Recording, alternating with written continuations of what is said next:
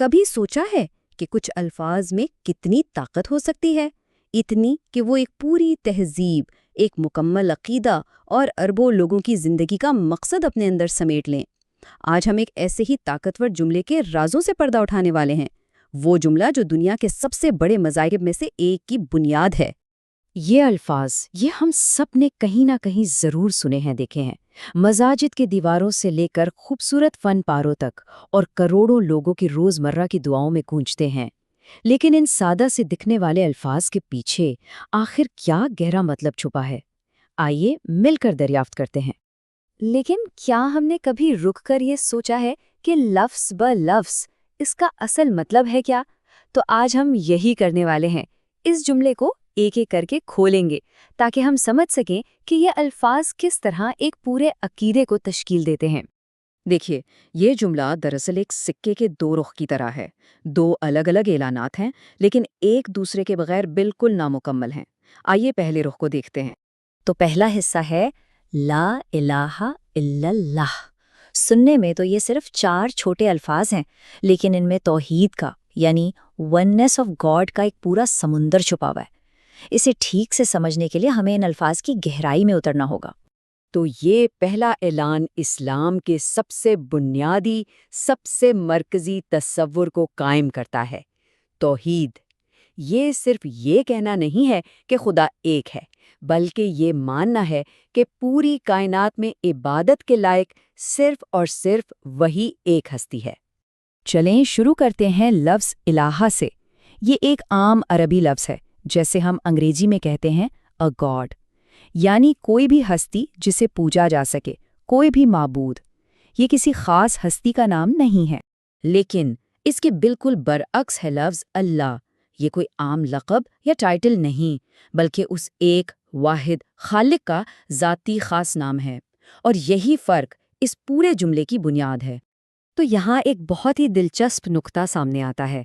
الہ کا لفظ کسی بھی چیز کے لیے استعمال ہو سکتا ہے جسے لوگ پوجتے ہوں، چاہے وہ کوئی بت ہو، سورج ہو یا کوئی اور طاقت۔ لیکن اللہ صرف اور صرف ایک واحد خالق کی طرف اشارہ کرتا ہے، گویا عربی زبان خود ہی ہمیں توحید کا سبق سکھا رہی ہے۔ تو جب ہم ان تمام ٹکڑوں کو جوڑتے ہیں تو ہمیں ایک زبردست اعلان ملتا ہے، کوئی معبود نہیں سوائے اللہ کے۔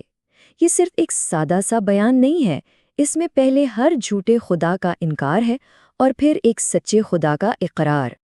اچھا، تو ہم نے یہ تو جان لیا کہ خدا ایک ہے، لیکن سوال یہ پیدا ہوتا ہے کہ اس خدا کا پیغام ہم انسانوں تک پہنچا کیسے؟ یہیں سے اس جملے کا دوسرا اور اتنا ہی اہم حصہ شروع ہوتا ہے، اور یہ حصہ کہتا ہے محمد رسول اللہ۔ یہاں خدا کا تصور انسانی تاریخ سے آ کر جڑ جاتا ہے۔ یہاں محمد سے مراد اسلام کے پیغمبر ہیں جو اس عقیدے کو ایک حقیقی تاریخی شخصیت سے جوڑتے ہیں۔ اور رسول، اس کا مطلب ہے پیغام لانے والا یا میسنجر۔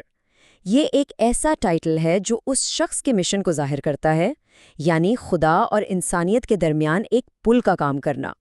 تو اس دوسرے حصے کا مطلب کیا بنا؟ محمد صلی اللہ علیہ وسلم اللہ کے رسول ہے۔ یہ اعلان اس بات کی تصدیق ہے کہ پہلے حصے میں جس ایک خدا کا ذکر ہوا ہے، اس کا پیغام ہم تک اسی پیغمبر کے ذریعے پہنچا ہے۔ تو اب جب ہم نے دونوں ٹکڑوں کو الگ الگ سمجھ لیا ہے، آئیے دیکھتے ہیں کہ جب یہ ایک ساتھ ملتے ہیں تو یہ کیسے ایمان کا ایک مضبوط اور واحد ستون بناتے ہیں۔ اسے اس طرح سوچیں کہ یہ ایمان کی 2 چابیاں ہیں۔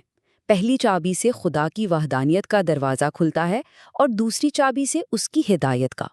دونوں کے بغیر ایمان کا یہ اعلان مکمل ہی نہیں ہوتا۔ اور اس ایک جملے کی طاقت کا اندازہ اس بات سے لگائیے کہ آج دنیا میں تقریباً 1.90 کروڑ انسانوں کے لیے یہ صرف الفاظ نہیں، بلکہ ان کی زندگی کا مرکزی محور اور بنیادی عقیدہ ہے۔ اسی لیے اس پورے اعلان کو شہادہ کہا جاتا ہے۔ شہادہ، جس کا عربی میں مطلب ہی ہے گواہی دینا، یہ ایک ہی سانس میں اسلامی عقیدے کی مکمل اور جامع گواہی ہے۔ اور یہ ہمیں ایک گہرے سوال کے ساتھ چھوڑ جاتا ہے کہ آخر کیسے چند الفاظ ایک اربوں لوگوں پر مشتمل عالمی برادری کی بنیاد بن سکتے ہیں۔ یہ ہمیں زبان کی طاقت اور عقیدے کی گہرائی پر سوچنے پر مجبور کرتا ہے کہ کیسے ایک جملہ واقعی دنیا کو بدل سکتا ہے۔